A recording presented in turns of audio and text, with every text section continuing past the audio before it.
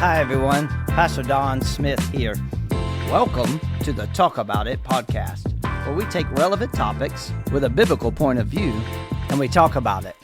You know you want to, and so do I. Let's talk about it.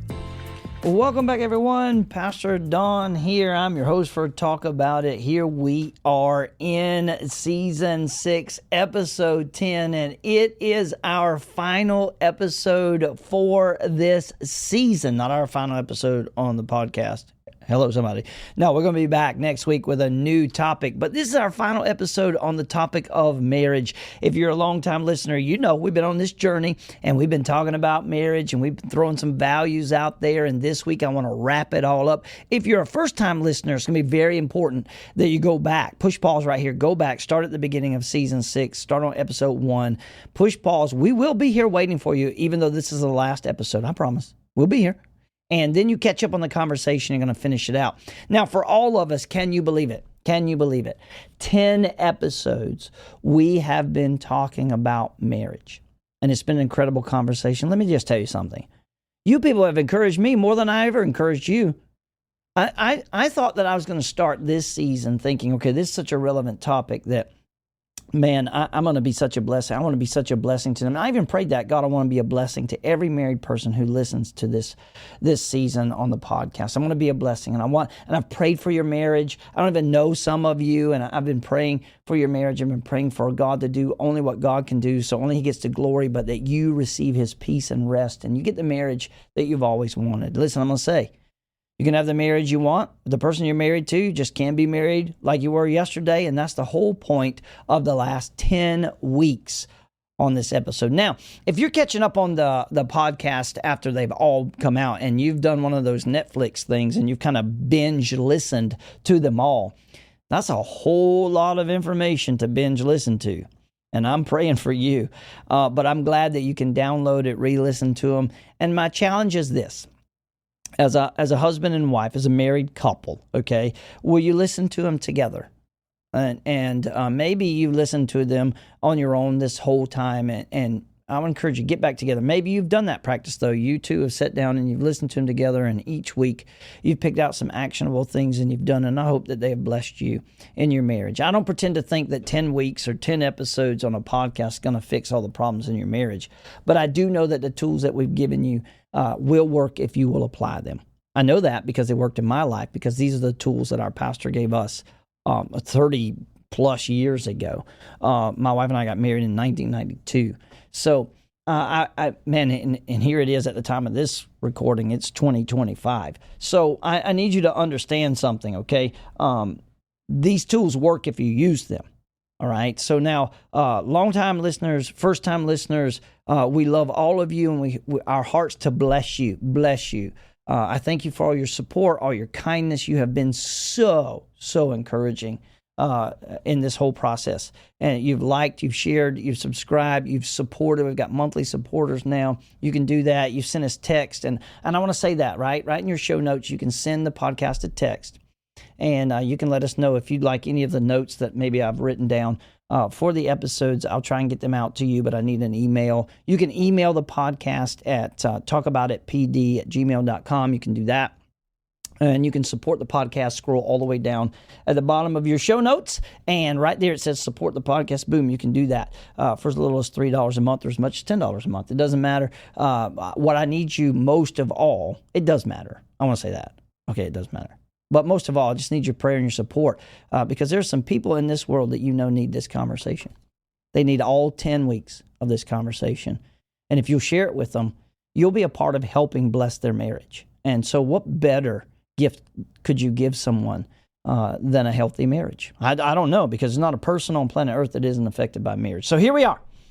It is Season 6, Episode 10. It's our last episode in this season. Season 7, we're going to move on to a new topic, and you're going to have to wait. You're going to have to wait to see what that topic is. You're just going to have to show up next week, Season 7, and we're going to roll. It's going to be so much fun. It's going to be so much fun. New conversation, new topic, and I'm excited about it, okay? Today, what I want to do is kind of wrap a bow on what we've been talking about, all right? So we're about 5 minutes into this podcast now, and so I know you are ready to go. All right. So marriage has been a great conversation. Today, I want to talk about making a covenant marriage. It's very important. Now, I don't have time to read the whole scripture for you, but in Genesis chapter 15, verses 9 through 21 is the portion there where God makes a covenant with Abraham. And basically he tells Abraham, these are all the things I'm going to do. And God splits the animal, and then God walks between the two pieces of the animal himself. In other words, only requiring himself to keep the covenant, because, Abraham's a man and he could break it, but God's not going to break his covenant. So that's the setup. You can read that. Now, I read the little story. I was trying to prepare this week for the podcast, and I read a little story, all right? About a young lady, a little girl named Connie. And she came home from preschool having heard the story of Snow White. She never heard the story of Snow White ever before in her life. It's the first time she ever heard it. And she came home to retell the story as her father paid half-price attention to her, right? Like he's just not really fully engaged in her. And so at the end of the story, she's told her dad the story of Snow White. And at the end of the story, little Connie asked her father, Daddy, do you know what happened after the prince kissed Snow White? And so Dad just naturally says, yeah, I absolutely know what happened. They lived happily ever after. She said, no, they didn't. He said, well, what happened? She said, Dad, they got married. Hello, somebody. Oh, we all wish that getting married meant we'd live happily ever after, don't we? But we know that getting married doesn't always equate that. And that marriage has its ups and downs. It has its potholes in the journey of life and those things. And you're listening to this podcast because of that, and you want to help that. Well, today, listen, I want to close it with a bow. Are you ready? In the Bible, there's a very unique ceremony that took place when a man and a woman got married. The fathers of the couple would take cows, sheep, birds, goats, and they'd cut the animals in half, and they'd put them about 10 feet apart, leaving a huge bloody path in the center of them. And then the couple that was getting married would walk barefoot through the bloody path, saying with their action, may I pay with my life if this covenant is broken. That, my friends, is the marriage covenant. And so in Genesis chapter 15, Abraham and God enter into this very same kind of covenant. God called Abraham to leave his land, his home, and to go where God wanted him to go. And so you know the story. God changed Abram's name from Abram, which means exalted father, to Abraham, which means the father of many. Okay, he's changed from a man who's supposed to be worshipped to a man whose service. It's a longer story than that. Hello, somebody. And there was this exchange that happened with God and with Abraham. God gave land, to Abraham, and Abraham was circumcised. And Abraham's children then would inherit the land. And so can you see the similarities in marriage here? Genesis 15, God enters into a binding covenant with Abraham. And so our marriages are covenants with our spouse. Now, I hope you'll see your marriage as a covenant that you've entered into. Let me ask you this question right now as we kind of close this season. Who's treating their marriage like a covenant? Not a lot of people. Most of them are treating them more like a contract. Okay? Let me do this. Let's look at 4 similarities of marriage and the biblical concept of covenant, okay? Well, number 1, the first similarity in marriage and the biblical concept of covenant is both were conducted before God, okay? Historically, the covenant was a religious ceremony that was made before God as a witness. It was the only one treaty that was enforceable and seen as solemn because nobody wanted to face the wrath of God. And so today when we go to a wedding ceremony, we might hear something like this. Dearly beloved, we're gathered here in the sight of God to join together this man and this woman in holy matrimony. You ever heard those statements when you go to a wedding? There's a reason that statement is there. And think back to your own wedding, okay? Of the guest at your wedding, who was the most important guest there? Who was the most important guest there? God. okay? He heard every promise. He heard every vow that you swore. In Deuteronomy chapter 23, I think it starts at verse 21, if you make a vow to the Lord your God, don't be slow to pay it, for the Lord your God will certainly demand it of you, and you'll be guilty of sin. But if you refrain from making a vow, you'll not be guilty. Whatever your lips utter, you must be sure to do, because you made your vow freely to the Lord your God with your own mouth. So there's a similarity here that happened with your marriage. It was done. It was conducted before God. He was a witness. Hello, somebody. The second similarity of the marriage and the concept of biblical covenant is that they were both conducted before witnesses, physical, human witnesses. Okay, so as the couple walked through the blood-soaked soil in our illustration in biblical customs, people would watch. And so if two leaders of opposing sides enter into a covenant, people watched. The reason is that the covenant makers could never deny that it happened. Why do we want witnesses? So it's because those two people who are entering into a covenant can't deny that that happened. And it's Jesus himself, I believe, that stresses the importance of witnesses in Matthew chapter 18. But if you'll not listen, take one or two along, so that every matter may be established by the testimony of 2 or 3 witnesses. I think that's Matthew chapter 18. Listen, when I perform a wedding, I'm a pastor. I've been a pastor for 30 years. That might surprise some of you that I'm a pastor. It might surprise some of you that I've been a pastor for 30 years. Hello, somebody. I still love you. Anyway, when I perform a wedding, I have a couple sign.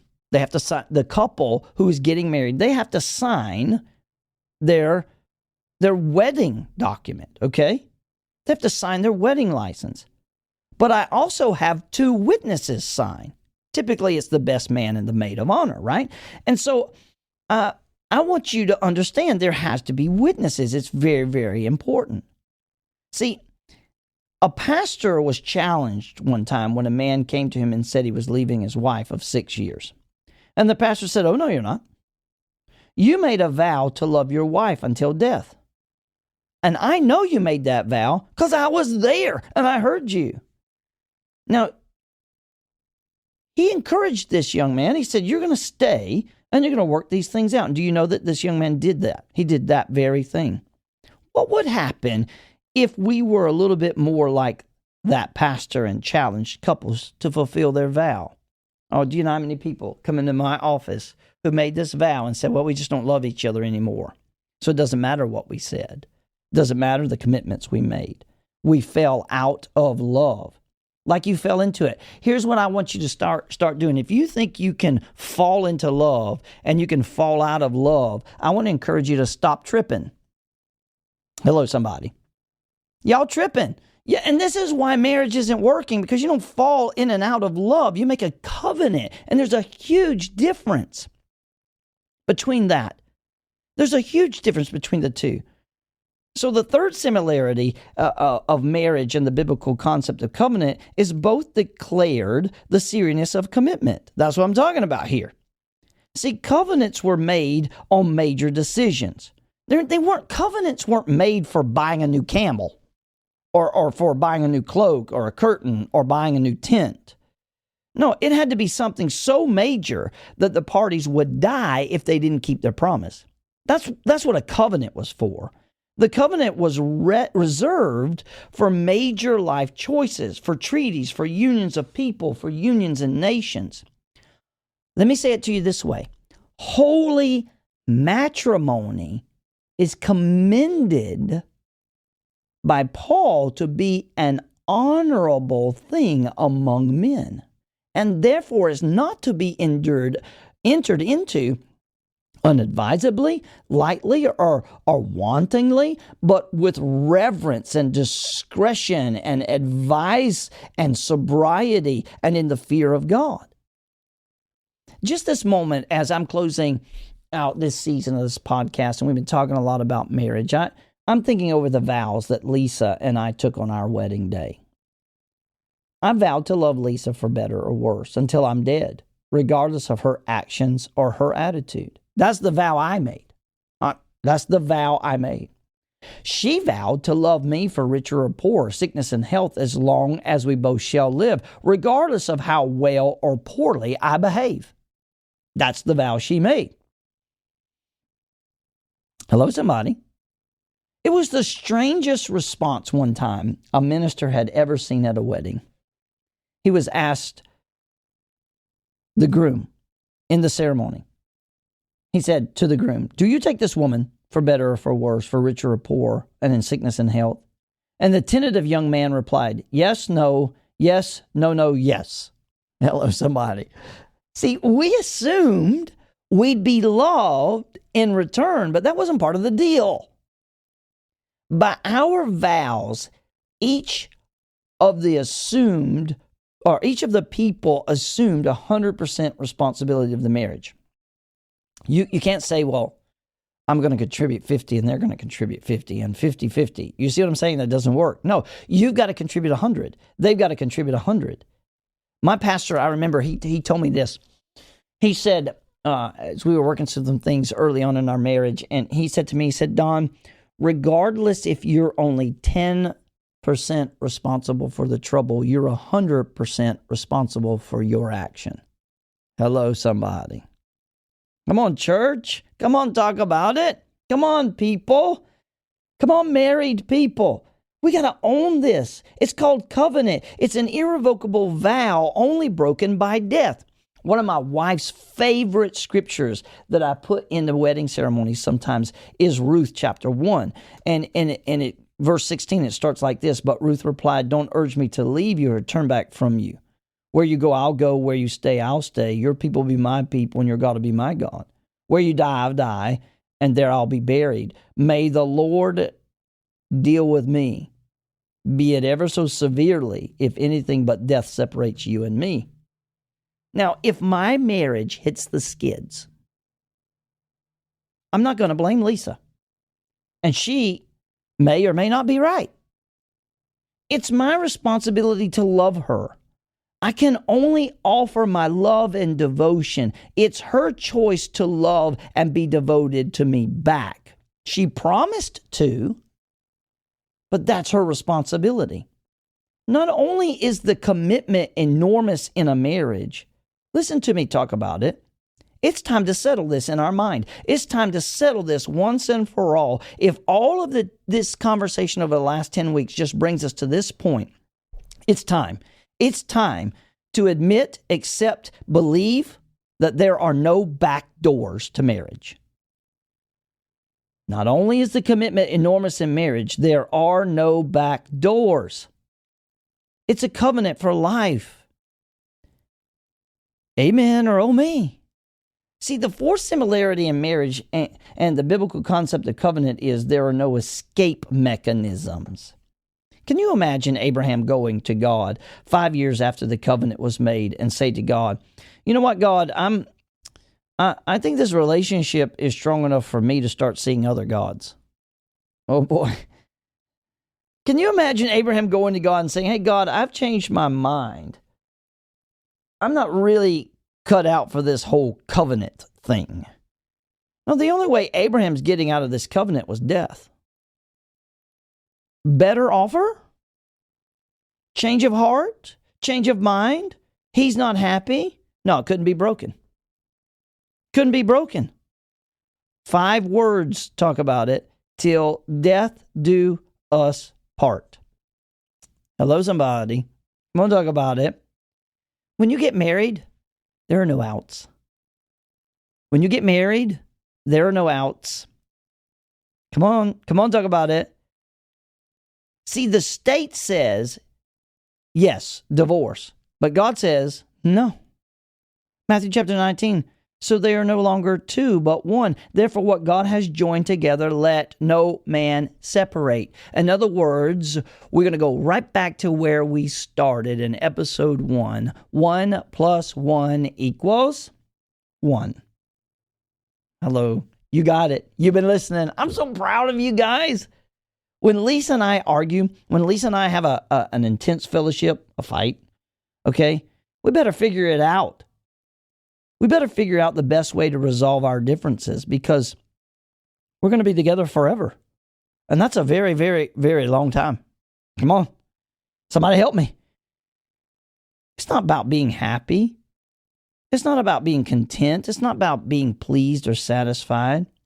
You're either a promise keeper or you're a liar. Oh, woo, that came out that way. You have to forgive the preacher in me. But it's true nonetheless. When it comes to marriage, you're either a promise keeper or you're a liar. Oh my. I love you. I know you know that. I know you know that. And I'm just here to help and speak some truth. Because it's time we get that aggressive about our marriages. I'm either a promise keeper or I'm a liar. It's time we get that aggressive about our marriage. Because I know when I said that right away, I felt it right through the radio, the phone, whatever it is you're listening. I felt you just tense up. Whoa, that's a hard statement. Well, listen, marriage is for adults. Hello, somebody. Hello? Talk about it. Let me wrap us up here. It's been a great 10 weeks, hasn't it? Oh my gosh, there's so much here. Listen, let me do this. So many people see marriages as contracts. And you know what? Any crackerjack lawyer can find a loophole in a contract. Our marriages are covenants with our spouses. And we've looked at 4 similarities today of marriage and the biblical concept of covenant. It takes place before God. It takes place before witnesses. It stresses the seriousness of the commitment that was made, and there's no escape mechanism. I hope you'll see your marriage as a covenant that you've entered into. Come on, help me out. Help me out.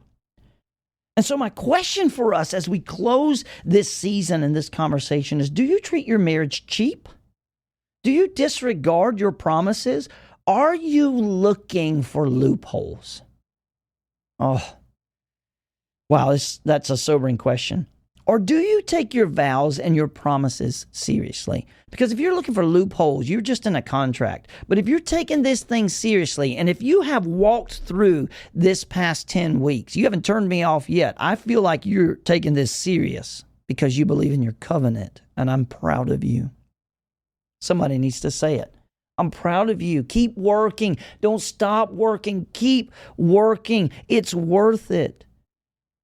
Who here that's listening to my podcast, Season 6, Episode 10, on marriage, who here is listening and treating their marriage like a covenant? See, I told you that in a covenant, both parties walk through the path of the blood. That's Genesis 15. But the truth of the matter is, if you read Genesis 15, what you'll realize there is that it was God and God alone who walked through that path. God loved Abraham so much and wanted to have a relationship so desperately with him that he said, if you fail, I'll pay the price with my own blood. And that, my friends, is why the cross happened. How much do you love your spouse? Gosh. Woo. How much do you love your wife? How much do you love your husband? I'm asking. Because, see, I am convinced that marriage is intended to mirror the relationship of how committed God is to us. I'm convinced of that. And you'll never convince me otherwise. Have you given reason for God to leave or divorce you? Absolutely you have. And so have I. But God is saying, I'm going to work this out because of the covenant that I made. So I'm going to ask you again, who's listening that's treating their marriage like a covenant? Who's listening that's treating their marriage like a covenant? Oh my goodness, talk about it. Oh my goodness, what a time we have had this season. Hey, I know there's so much more to talk about when it comes to marriage, but this is what I've presented you in the last 10 weeks. I don't want to overwhelm you. I want you to take the tools that we've given you. Would you use them? Download every episode, replay it over and over and over and over again. Do what it takes to save your marriage because it is worth the fight. And if you're fighting, I'm praying, okay? I believe in you, and I believe you can have the marriage that you want with the person you are married to. You just cannot be married like you were yesterday. And so take these tools that we have given you, the values, put them in place, watch what they will do, and fight for them with everything that's in you. And I promise you, results will come. Results will come. It's such a great conversation. Will you do me a favor? Send all these episodes, all 10 of them, to the people. Just copy the link. Say, you got to listen to this. It's going to change your life. It's going to change your marriage. Give Pastor Don, give Talk About It a chance to give you something, a tool that'll bless you, okay? Just do me a favor, all right? Let's share the good news that you can have the marriage you want with the person you're married to. And here are the tools on how to make it happen. Things are going to have to change. Listen, nothing happens by accident. The only thing an accident causes is a mess. But if you'll act with intentionality, you'll have a blessed marriage. Oh my goodness, what a great season. I cannot wait to hear your feedback. Also, I can't wait for season 7. It's coming up, and I hope you're excited too. We've got a new conversation we're going to start having, and I want you to brace yourself, get ready for that. But in the meantime, I need you to understand something. I love each and every one of you. And as much as I love you, Jesus loves you more. God bless you, and I'll see you next week in season 7.